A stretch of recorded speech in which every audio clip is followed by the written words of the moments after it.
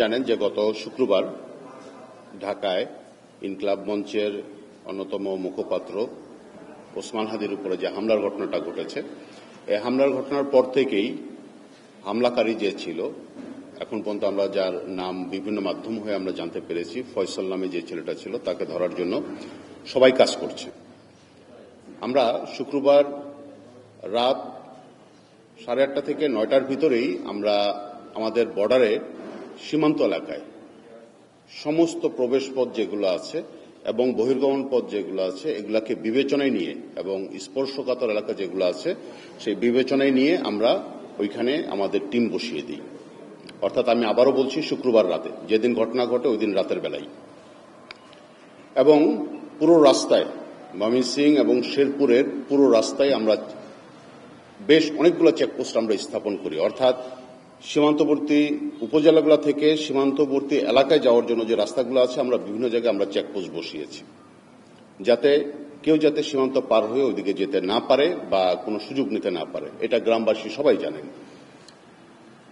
একই সাথে আমাদের নিয়মিত একটা টহল থাকে, প্রতিটা বিওপির এলাকায় একটা করে নিয়মিত টহল থাকে। এই একটা নিয়মিত টহলের সাথে সাথে আরো একটা টহল অতিরিক্ত বের করা হয়, যাতে সীমান্তবর্তীর যে গ্যাপগুলো আছে সেই গ্যাপগুলোকে ফিল আপ করার জন্য এবং রাস্তায় যান চলাচলের চেক করার জন্য চেকপোস্ট স্থাপন করা হয়। শুক্রবার রাত 8টা থেকে 8:30 থেকে 9টার ভিতরে আমরা এই কার্যক্রমটা আমরা গ্রহণ করি। বিজিবি সদর দপ্তরের নির্দেশনায় আমরা দেরি করিনি। শুক্রবার সারা রাত আমরা সেভাবেই বর্ডার আমরা পাহারা দিয়ে রেখেছি, সম্পূর্ণ বর্ডার পাহারা দিয়ে রেখেছি। শনিবার দিন সারাদিন বিজিবি বর্ডার পাহারাই রেখেছিল। একই কার্যক্রম আমরা কন্টিনিউ করেছি এবং সেই সংখ্যাটা আরো বাড়িয়েছি। আমরা আমাদের ময়মনসিংহ থেকেও জনবল আমরা ওখানে পাঠিয়ে দিয়েছি, জনবল আরো বাড়ানোর জন্য এবং আরো বেশি কঠোর অবস্থানে যাওয়ার জন্য।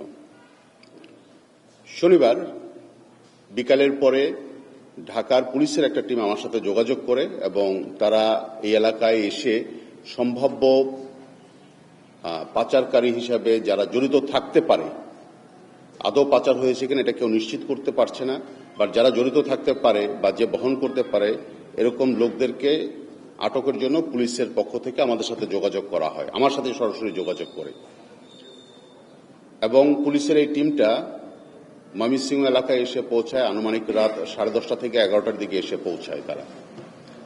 আমরা কিন্তু সারাদিন শনিবার সারাদিন আমরা বর্ডার এলাকায় ছিলাম। আমি নিজে ব্যক্তিগতভাবে শেরপুরের নালিতাবাড়ির উপজেলার বারোমারি এলাকায় আমরা অবস্থান করছিলাম, কারণ আমাদের কাছে যে তথ্যগুলো আসছিল যে সন্দেহভাজন হিসেবে যাকে চিহ্নিত করা হচ্ছে তার নাম হচ্ছে ফিলিপ সেনাল। এই ফিলিপ সেনালকে আটকের জন্য আমরা মাঠে ছিলাম। পুলিশের পক্ষ থেকে সেই লোকেশনগুলো আমাদেরকে বলা হচ্ছিল এবং আমাদের যে বিজিবি নিজস্ব গোয়েন্দা আছে সেই গোয়েন্দাকে কাজে লাগিয়ে একই সাথে আমরা ফিলিপ সেনালকে আমরা ধরার আমরা পরিকল্পনা তৈরি করি। রাত 10:30 11টার দিকে এসে সিদ্ধান্ত হয়, আমরা সিদ্ধান্ত নেই পুলিশের সাথে কোঅর্ডিনেট করে 2টা জায়গায় একসাথে অপারেশন প্ল্যান করা হবে। একটা হচ্ছে হালুয়াঘাট এলাকায়, আরেকটা হচ্ছে শেরপুরের নালিতাবাড়ি এলাকায়। পুলিশ যেহেতু সীমান্তবর্তী এলাকার সম্পর্কে তাদের ধারণাটা একটু কম থাকে, খুব স্বাভাবিকভাবেই সো ওই এলাকায় অপারেশন পরিচালনা করার জন্য পুলিশকে বিভিন্ন সোর্সের তথ্য দিয়ে আমরা পুলিশকে সর্বাত্মক সহযোগিতা করি, যাতে তারা যাদেরকে সন্দেহ মনে করছে বা সন্দেহভাজন হিসেবে যাকে দেখছে তাকে যেন গ্রেফতার করা যায়। সেই লক্ষ্যে সোর্সের নাম, ঠিকানা, কাদেরকে সোর্স হিসেবে নেওয়া যেতে পারে সেটার তথ্য আমি ঢাকা থেকে আগত টিমের সাথে আমি নিজেই শেয়ার করেছি। নালিতাবাড়িতে যে অপারেশনটা পরিচালনা করা হয়েছে, নালিতাবাড়ির বারোমারি এলাকাতে, সেই বারোমারি এলাকার অপারেশনটা চালানো হয় আমার নেতৃত্বেই। আমার সাথে পুলিশের ঢাকা থেকে আগত টিম ছিল এবং হালুয়াঘাট থানা হতে সার্কেল এসপির নেতৃত্বে পুলিশের টিম ছিল, নালিতাবাড়ি থানার পুলিশের সদস্য ছিল। অর্থাৎ ঢাকা হতে আগত পুলিশের টিম, হালুয়াঘাট থানার সার্কেল এসপির নেতৃত্বে একটা টিম এবং নালিতাবাড়ি থানার টিম আমার সাথে এসে যোগ দেয়। এর সাথে তো বিজিবি সদস্য ছিলই এবং ওই অপারেশনটা আমি নিজে নেতৃত্ব দিয়েছিলাম। ওইখানে আমরা আমাদের মূল টার্গেট ছিল হচ্ছে ফিলিপ সেনালকে ধরার জন্য, কারণ এখন পর্যন্ত যে তথ্যগুলো পাওয়া যাচ্ছিল যে যদি পারাপার করে থাকে বা যে গুঞ্জনটা শোনা যাচ্ছে এর সাথে ফিলিপ সেনাল জড়িত থাকার সম্ভাবনা সবচেয়ে বেশি। আমরা ফিলিপ সেনালকে পাইনি। আমরা যখন রাতের বেলা তার শ্বশুরবাড়িতে তার শ্বশুরবাড়িতে যখন হানা দিই, কারণ সে ওইখানে অবস্থান করছিল, আর ফিলিপ সানালের বাড়ি হচ্ছে হালুয়াঘাটে। তার শ্বশুরবাড়িতে গিয়ে তাকে পাইনি। আমরা যখন পুলিশের নেতৃত্বে যখন তার বাড়িতে যখন রেড দিচ্ছি, তখন তার স্ত্রী যে রুমে ছিল, মানে তার ফিলিপের শ্বশুর এবং শাশুড়ি বলছে যে ফিলিপ এই রুমের ভিতরেই আছে, তারা জানতো যে এই রুমের ভিতরেই আছে। আমরা অনেকক্ষণ দরজা নক করেছি, ওইখান থেকে দরজা কেউ খুলেনি। স্ত্রী তার ঘরের ভিতর অপেক্ষা করছিল প্রায় 5-7 মিনিট। পুলিশ, আমরা সবাই মিলে আমরা ট্রাই করছি দরজা খোলার জন্য, রুম চেক করার জন্য। অনেকক্ষণ পরে, প্রায় 5 মিনিটের বেশি সময় পরে এই দরজা খোলা হয়েছে। খুলে সাথে সাথেই আমরা রুম চেক করেছি। চেক করে রুমের ভিতরে আমরা ফিলিপকে আমরা পাইনি। কিন্তু এই যে আমরা যে 5 মিনিট ধরে যে দরজা ধাক্কাচ্ছি, দরজা ভেঙে ফেলার উপক্রম করছি, দরজা খোলার জন্য আমরা বারবার অনুরোধ করছি, এবং ফিলিপের শ্বশুর শাশুড়িও চেষ্টা করছে যে তার মেয়ের দরজা খোলার জন্য। তার মেয়ের নাম হচ্ছে ডেল্টা, অর্থাৎ ফিলিপের স্ত্রীর নাম হচ্ছে ডেল্টা। এই ফাঁকেই ডেল্টা যেটা করেছে যে আমাদেরকে একটু সময় ক্ষেপণ করে ডেল্টা নিজে তার স্বামীর কাছে ফোন দিয়ে জানিয়ে দিয়েছে যে পুলিশ এবং বিজিবি তাদের বাড়িতে চলে এসছে এবং এখানে অবস্থান করছে। ফিলিপ তার জাস্ট কিছুক্ষণ আগেই হয়তোবা ওই এলাকা থেকে চলে গিয়েছে, কারণ আমরা ফিলিপের সন্তান যারা আছে তাদেরকেও জিজ্ঞাসাবাদ করেছি এবং মোবাইল চেক করে দেখেছি যে তার স্ত্রী তাকে ফোন দিয়ে জানিয়ে দিয়েছে ফিলিপ যেন আশেপাশের কাছে না থাকে। কারণ পুলিশের কাছে এবং আমাদের কাছে এখন পর্যন্ত কিন্তু প্রথম সন্দেহভাজন হিসাবে ফিলিপ সানালের নাম রয়েছে। তাকে ধরা গেলে অনেক কিছু আমাদের জন্য জানাটা সহজ হবে।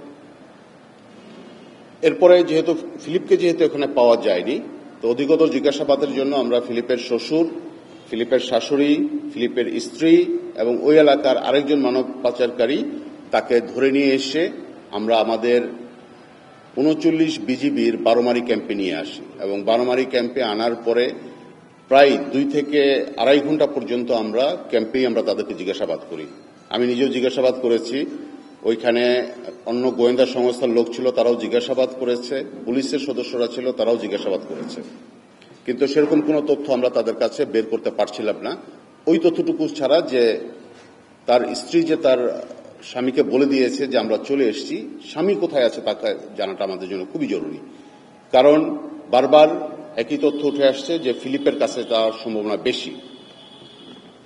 আমাদের কাছে যে তথ্যটা যেটা আসছিল শনিবার পর্যন্ত পুলিশের পক্ষ থেকে বা বিভিন্ন সোর্সের পক্ষ থেকে ধারণা করা হচ্ছিল যে এই গুলিবর্ষণকারী যে আছে সে নালিতাবাড়ি এলাকায় অবস্থান করছে, বারোমারি এলাকাতে। তো সেভাবে আসলে অপারেশনটা প্ল্যান করা হয়েছিল। মূল অপারেশনটা প্ল্যান ছিল এরকম যে ঢাকা থেকে যে টিমটা আসছে আর আমরা দুজন মিলে একসাথেই নালিতাবাড়িতে অপারেশন করব। পরবর্তীতে এটা সিদ্ধান্ত আমরা নিজেরাই নিয়েছি যে টিমটা ভাগ হয়ে পুলিশ করবে হালুয়াঘাটে আর পুলিশ বিজিবি মিলে আরেকটা করবে হচ্ছে নালিতাবাড়িতে, এবং 2টা অপারেশন একই সাথে লঞ্চ করা হবে সো দ্যাট সন্দেহভাজন যারা আছে তারা যেন নিজেরা নিজের তথ্য পাচার করে দিতে না পারে যে অপারেশন হয়েছে, পুলিশ আসছে, বিজিবি আসছে। যাই হোক, আমরা যখন তাদের ফিলিপের শ্বশুর, শাশুড়ি, স্ত্রী এবং আরেকজন মানব পাচারকে নিয়ে এসে 2-2.5 ঘন্টা জিজ্ঞাসাবাদ করার পরে আরও অধিকতর তদন্ত করার জন্য পরবর্তীতে বিজিবি এই 3 জন ব্যক্তিকে পুলিশের হাতে দিয়ে দেয়, এবং ফিলিপের শাশুড়ি যে আছে, যেহেতু ফিলিপের 2টা ছোট ছোট বাচ্চা আছে, এই বাচ্চাদেরকে দেখাশোনা করার জন্য ফিলিপের শাশুড়িকে ছেড়ে দেওয়া হয়, তাদের বাড়িতে চলে যাওয়া হয়, এবং পুলিশ 3 জনকে কিন্তু ওই সময় আমাদের বিউপি থেকেই ধরে নিয়ে যাওয়া হয়েছে। এখানে আপনাদেরকে এক জিনিস একটা বলতে পারি, যেই ধূমজালটা এখন সৃষ্টি হয়েছে বা চলছে, আমরা কেউ 100% বলতে পারছি না যে আক্রমণকারী যে ছিল সে সীমান্ত, আমাদের এই ময়মনসিংহ সীমান্ত দিয়েই পালিয়ে ভারতে চলে গিয়েছে নাকি যায়নি। এটা নিয়ে আমরা লক্ষ্যে এখনো কাজ করছি, আমরা কেউ নিশ্চিত না। আমরা ফিলিপকে ধরার জন্য আমরা সর্বাত্মক শক্তি আমরা নিয়োগ করেছি, আমরা গোয়েন্দা তৎপরতা আমরা চালাচ্ছি, কারণ ফিলিপকে ধরা গেলে অনেক কিছুর তথ্য আমরা হয়তো বের করতে পারবো যদি পাচার হয়ে থাকে, আর যদি না হয়ে থাকে তাহলে ফিলিপের নামটা কেন বারবার আসছে সেটাও আমাদের জন্য জানাটা সহজ হবে। এখানে যাতে এই যে আমাদের বিভিন্ন কোশ্চেন তৈরি হচ্ছে বিভিন্ন সংবাদ মাধ্যমে বা সামাজিক যোগাযোগ মাধ্যমগুলোতে লেখালেখি হচ্ছে, যে কথাগুলো বলা হচ্ছে, এটা কিন্তু আমরা কেউ নিশ্চিত না, পুলিশও কিন্তু এখন পর্যন্ত নিশ্চিত না, বিজিবি যারা আমরা বর্ডারে কাজ করি, যারা আমরা সারা বছর সীমান্তে আমরা থাকি, আমরা কিন্তু তারা এখন পর্যন্ত নিশ্চিত হতে পারিনি। আমরা দুটো সম্ভাবনাকে নিয়ে আমরা কাজ করছি, পালিয়ে গিয়েছে অথবা পালায়নি। যদি পালিয়ে গিয়ে থাকে, কে পালাতে সাহায্য করেছে, আর যদি না পালিয়ে থাকে, কার বাড়িতে এসেছিল, কোথায় ছিল, কোথায় রাখা হয়েছিল, এখন কোথায় আছে, এগুলা নিয়ে আমরা মাঠে এখন পর্যন্ত কাজ করছি। আজকে সকালেও বিজিবি আরেকজনকে ধরে এনেছে, আরেকজন সন্দেহভাজনকে ধরে এনেছে। আমরা ধারণা করছি সেই ব্যক্তিও ফিলিপের সহযোগী হিসাবে কাজ করেছে। তো তাকে আমরা জিজ্ঞাসাবাদ করছি, আজকে ক্যাম্পেই জিজ্ঞাসাবাদ করছি। তার জিজ্ঞাসাবাদ কার্যক্রম চলছে এখন আমাদের ক্যাম্পে, এবং তার জিজ্ঞাসাবাদ শেষ হয়ে গেলে আমরা তাকে নিকটবর্তী থানা যেটা আছে সেই নিকটবর্তী থানাতে আমরা তাকে পুলিশের কাছে আমরা তাদেরকে হ্যান্ডওভার করব। এই জন্য আমরা আপনাদেরকে এতটুকু আমরা নিশ্চিত করতে চাই যে পুলিশ অপারেশন প্ল্যান করেছে কিন্তু শনিবার রাত 11টার পর থেকে, আর আমরা মাঠে অলরেডি বিজিবি সদর দপ্তরের নির্দেশনা মোতাবেক যেদিন ঘটনা ঘটেছে ওই দিন রাতে থেকেই আমরা মাঠে। আরেকটা জিনিস আপনাদের বলতে চাই, এই যে লোক ধরার ক্ষেত্রে সীমান্তবর্তী এলাকায় বাইরে থেকে যখন কোনো লোক আসে, তখন স্থানীয় লোক যারা থাকে তাদের কিন্তু সন্দেহ হয় যে এই লোক কোথা থেকে এসছে। এটাকে যাতে আরো বাড়ানো যায় সেই জন্য আমরা শুক্রবার এবং শনিবার সারাদিন এই সন্দেহজনক যে আক্রমণকারী আছে ফয়সাল নামের যে লোকটা আছে তার ছবিটা আমরা প্রিন্ট করে আমাদের সমস্ত টহল দলের মাধ্যমে সমস্ত গ্রামে যারা জমিতে কাজ করেন, যারা দোকানে বসে থাকেন, তাদের কাছে আমরা এই ছবিটা দেখিয়ে বলেছি এই চেহারার বা এরকম লোক যদি কোনো লোক আপনাদের এলাকায় আসে, সন্দেহ ছাড়া আপনারা তাকে ধরে রাখবেন এবং আমরা এসে তাকে জিজ্ঞাসাবাদ করব। আমরা আপনাদের আশেপাশে আছি, সর্বোচ্চ 1 থেকে 2 মিনিটের ভিতরে আমরা আপনার লোকেশনে পৌঁছাবো, কারণ আমাদের পুরো টিম, আমাদের বিওপির সমস্ত টিম নিয়ে আমরা তখন মাঠে রাস্তায় সমস্ত স্পর্শকাতর এলাকাগুলোতে আমরা তখন অবস্থান করছি। গ্রামবাসীকে আমরা জানিয়ে দিয়েছি, দোকানদারকে ছবি দেখিয়েছি এবং সবাইকে অনুরোধ করেছি যে দেখা মাত্রই যেন আমাদেরকে জানায়। এই জন্যই আমরা বলছি যে আমরা কিন্তু পুরোপুরি নিশ্চিত না, এবং পুলিশও কিন্তু এখন পর্যন্ত 100% নিশ্চিত না যে এই গুলিবর্ষণকারী অথবা মোটরসাইকেল চালক যেই হোক না কেন যে এই সীমান্ত দিয়ে পালিয়ে গিয়েছে। আমরা এই লক্ষ্যে নিয়ে আমরা কাজ করছি। যখন এই সংক্রান্ত বিষয়ে আরো কিছু আমরা জানতে পারবো, টাইম টু টাইম সাংবাদিক ভাই হিসেবে আমরা আপনাদের সাথে শেয়ার করব। আমরা আপনাদেরকে অনুরোধ করব, আপনাদের নিজেদেরও যেহেতু অনেক সোর্স থাকে সীমান্তবর্তী এলাকাতে, তাদের মাধ্যমেও একটু খবর নেওয়ার জন্য, আরো বিস্তারিত খবর নেওয়ার জন্য। আর যাকে নিয়ে আলোচনা হচ্ছে এখন পর্যন্ত সেই ফিলিপ সেনালকে আটকের জন্য আমরা মাঠে আছি, কাজ করছি। আমরা আমাদের টিম গোয়েন্দা মোতাবেক কাজ করছি। আমরা সর্বাত্মক চেষ্টা চালিয়ে যাচ্ছি, সর্বশক্তি নিয়োগ করেছি, এতটুকু আমরা বলতে পারি।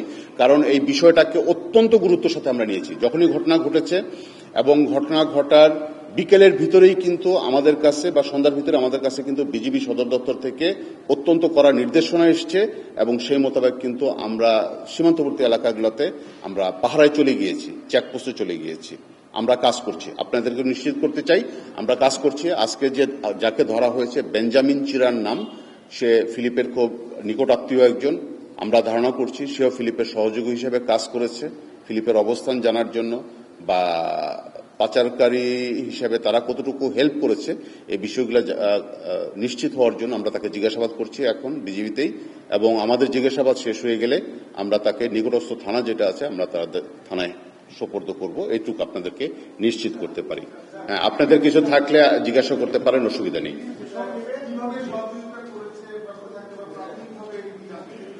এটা বিভিন্নভাবে বিভিন্ন তথ্য এসছে। পুলিশের মাধ্যমে একটা তথ্য আমরা পেয়েছি, স্থানীয় সোর্স যারা আছে, মূলত এই মানব পাচারকারীর সাথে কম বেশি যারা জড়িত থাকে তাদেরকে আমরা জানি যে কারা এটা করে, তাদের মাধ্যমেও আমরা যোগাযোগ করার চেষ্টা করেছি। তাদের পক্ষ থেকেও কিন্তু বিভিন্ন তথ্য এসছে, এবং তাদের পক্ষ থেকে নিশ্চিত করেছে শনিবার সন্ধ্যা রাত 8টা পর্যন্ত তারা আমাদের কাছে নিশ্চিত করেছে যে এখন পর্যন্ত বর্ডার ক্রস করেনি। এটা হচ্ছে একজনের ভাষ্য। তারা অবস্থান করছে নালিতাবাড়ি এলাকাতে, এবং ফিলিপ সেটা জানে। এই জন্যই আসলে ফিলিপের কথাটা বারবার এখানে উঠে আসতেছে। আবার এটাকে আমরা উড়িয়ে দিচ্ছি না যে এখনো আছে, আমরা কাজ করছি, এটা নিয়ে কাজ করছি। এই জন্য ফিলিপ সেনাল যে ব্যক্তিটা আছে তার প্রসঙ্গটা বারবার উঠে আসতেছে এই একটা কারণে।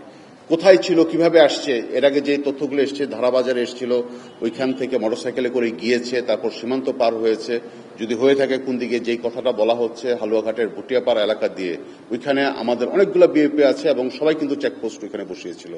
এবং আমরা যেটা বলেছি যে আমাদের নিয়মিত যে টহলটা থাকে, একটা করে টহল থাকে, এই একটা টহলের অতিরিক্ত আরেকটা টহল আমরা তখন বাড়িয়ে দিই। বিশেষ পরিস্থিতি যখন তৈরি হয় তখন আমরা টহল বাড়িয়ে দিই এবং সম্ভাব্য রুট যেগুলো আছে সেগুলো আমরা আমাদের নজরদারির ভিতরে নিয়ে আসি। এটা আমরা জানার চেষ্টা করছি আমাদের। জি, আমরা প্রথম রাতে শনিবারে, এটাই আমি বলছি যে আমরা পুলিশ যখন আমাদের সাথে যৌথ অপারেশনের নামে তখন আমাদের এদিক থেকে নালিতাবাড়ের দিক থেকে বিজিবির মাধ্যমে 3 জনকে আমরা গ্রেপ্তার করি। আমাদের মূল টার্গেট ছিল হচ্ছে ফিলিপ। ফিলিপকে যে পাইনি, আমরা আক্রমণ রেড করেছিলাম, আমরা পাইনি। অপারেশনটা আরেকটু আগে করতে পারলে ভালো হতো, কারণ পুলিশের মূল টিমটা ঢাকা থেকে যেটা এসেছিল তাদের সীমান্তবর্তী এলাকায় পৌঁছাতে দেরি হয়েছিল। আমরা 3 জনকে জিজ্ঞাসাবাদের জন্য এনেছিলাম, 4 জনকে জিজ্ঞাসাবাদের জন্য এসেছিলাম। ফিলিপের শ্বশুর শাশুড়ি, তার স্ত্রী ডেল্টা চিরান এবং হচ্ছে আরেকজন মানব পাচারকারী হিসেবে এবং বালু ব্যবসার সাথে যারা জড়িত অবৈধভাবে শেরপুর এলাকার, সেই ব্যক্তিকে আমরা নিয়ে আসি। তার নাম হচ্ছে লেংমিনজা, এরকম সামথিং নাম। এদেরকে জিজ্ঞাসাবাদ করার পরে পুলিশের কাছে কিন্তু আমরা এই 3 জনকে হ্যান্ড ওভার করে দিয়েছি যে এদেরকে নিয়ে আরো অধিকতর জিজ্ঞাসাবাদ করার জন্য। আর আজকে আমরা যাদেরকে আবার একজনকে আটক করেছি এবং যে জিজ্ঞাসাবাদ চলছে এখন আমাদের ক্যাম্পে, তাকে অধিকতর জিজ্ঞাসাবাদ করার পরে আরো কতটুকু তথ্য পাওয়া যায় আমরা জানার চেষ্টা করছি। পরবর্তীতে তার বিরুদ্ধে আইনানুগ ব্যবস্থা আমরা নেব।